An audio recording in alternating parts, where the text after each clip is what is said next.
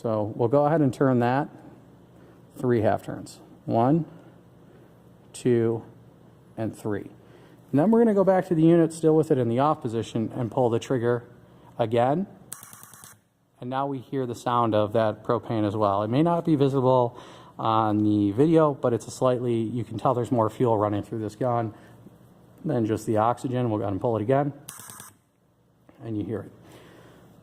The gun is ready to arm at this point. What I'm going to do is slide these slightly back and off to the side so I can get the gun more in frame. And walk you through the procedure of firing and setting that propane regulator to get the desired rate of fire. So what we're going to do at this point is just arm the gun and pull the trigger. A few things are going to happen. A, these hoses need to energize completely with fuel, which they may or may not have done as we pull the trigger. That is also going to be based on the temperature zone you're activating your weapon in. The settings here are a baseline setting for about 68 to 75 degrees Fahrenheit. When it gets hotter, you need usually a little more propane. When it gets colder, you need a little bit less.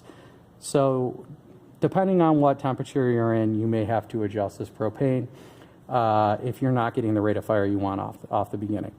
So when we pull the trigger, we're either going to see that we have the right amount of propane and this gun's going to fire great, or we probably are going to have too much propane and we're going to either hear like a whooshing sound and some firing, or just a whooshing sound and almost no flame at all.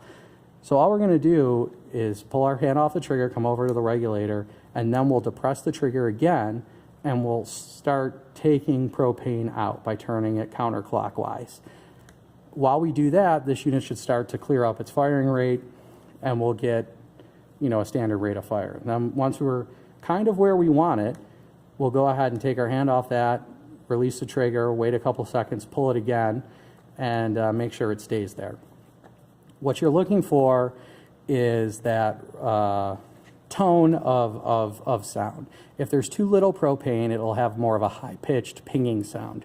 If there's too much propane, it won't fire or intermittently fire. And the right amount of propane, it'll have more of a deep pitch sound and will function relatively the way you want it to sound. So you can adjust that slightly to get the sound to your liking, and we'll go ahead and now arm the unit and fire the unit and adjust it, and you can see in the video how that is done. So again, 3 half turns. We've depressed the trigger a few times to fill it with propane, make sure that everything's functioning. Then we'll go ahead and turn this unit to arm, make sure you have your hearing protection and glasses on, and then we'll pull the trigger.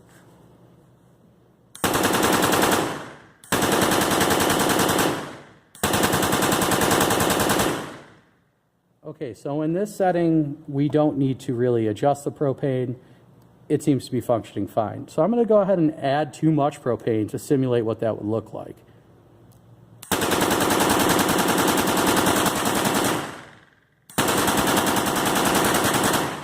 Well, it's pretty hot in the shop today, so I can't really add too much propane to get it to completely gas out, but you could see when we've cranked that up too much, how it's changing color at the barrel to more of a blue, and that's too much. So we'll go ahead and set this back to the 3 half turns, pull the trigger again. That's got a nice sound. It may not come through on the video, and then I'll do it the other way. I'll start taking too much propane out, and you'll see the sound will probably get lighter. It may or may not pick up on the video, but it'll have less bass.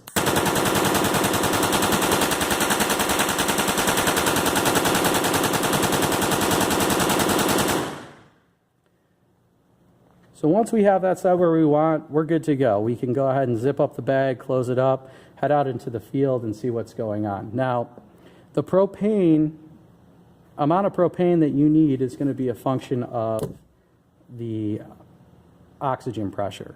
And as I said earlier, the oxygen pressure is a function of how you fire the weapon and at what temperatures.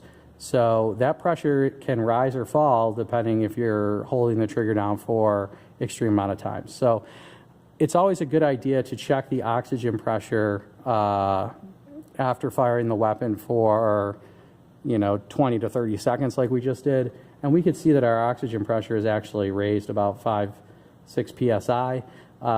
You can go ahead and adjust that back down to a static 20 if you want at that point, or you can leave it as is.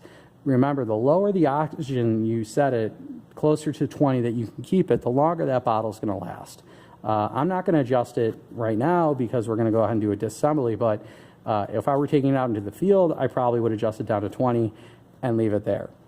If you hold the trigger down for 20, 30 seconds and do not give it time to cool, it's going to continue to rise, and rise. So that's just something to keep an eye on if you feel the weapon's starting to not fire properly. But in most scenarios, if you're doing 10 second bursts, 10 seconds off, you're not, if you're treating it like a real weapon, it's of no consequence. So we're done with the unit for the day, and it's time to take it apart and put it into storage. What we're going to want to do is turn off the propane completely and then turn off our oxygen completely.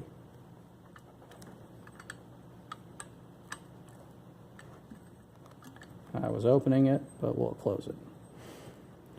So now regulator up and bottle up, we don't have any type of fluid or fuels coming out, and we go ahead and turn this counterclockwise as well to take the pressure off the assembly in the unit. And then with the unit still armed and on, we're going to go ahead and pull the trigger and let all that fuel out. And it'll fire and sputter a little bit until it's completely out of fuel. So we'll go ahead and do that.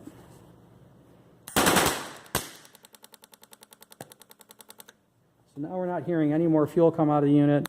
Completely empty. No issue there. We're good to go to turn off the unit and set it to disarm.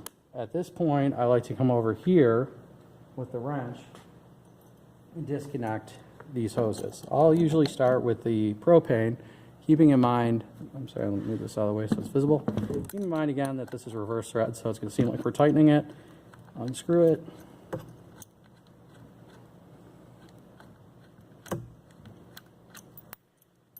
Come over here, loosen that guy, unscrew it. Now that these are disconnected from the unit, I'm going to usually turn the unit back on and arm it. And I'm going to pull the trigger again now that these hoses are disconnected and let it try to suck in a little bit of ambient air. This is just to get whatever residuals out of there. And even so, you sometimes will get that fire like we got a minute ago. Usually you won't if it's been a while, like a day or so. We probably got it because I just had set this up prior to doing the video. So once we're done with that, we can go ahead and set the unit to disarm and off, and we can disconnect this hose, or this cable. So we're separated from the gun at this point, and you can take the gun and put it back in the bag or storage or whatever you like. The other way to store this unit for short term is to leave these hoses connected. And if you're going to do that, you're going to do the same procedure over there, and you're simply going to run it through the exact same procedure, except when you're done, you're just going to set the units off, disarm, and simply disconnect the cable from the coupling here. You can leave those cables connected if you like. It's up to you for short term. We can now disconnect this from that side by pushing it in. Again, just give it a little wobble if you need to, not too much of a direct pull. And this unit is ready for storage or recharge or maintenance if you need it, but shouldn't.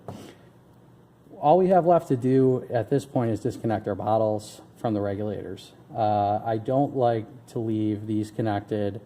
It's okay to leave the oxygen connected with this valve off, but these propane tanks do not have a separate off valve.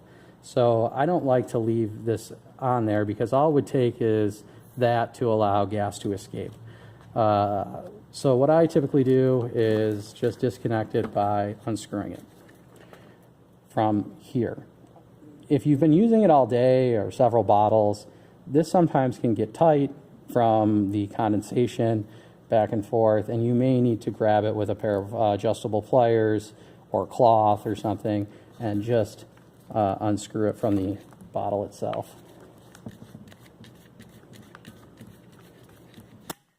You're going to get a pop of propane out of there.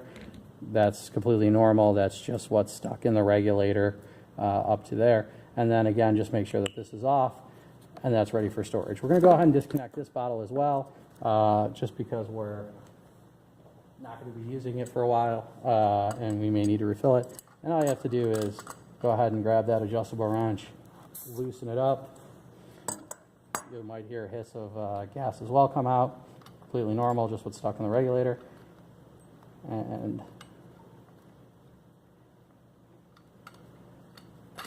this bottle is now disconnected. Go ahead and coil up our hose assembly. Again, this is usually all in the bag, and you can put this in, it's usually in the bag itself, and you can just go ahead and store it in the bag, which we'll cover in the other video, or put it in the canvas bag, whatever you like. So that pretty much covers the assembly, firing, and adjustment of the AK-47 simulator.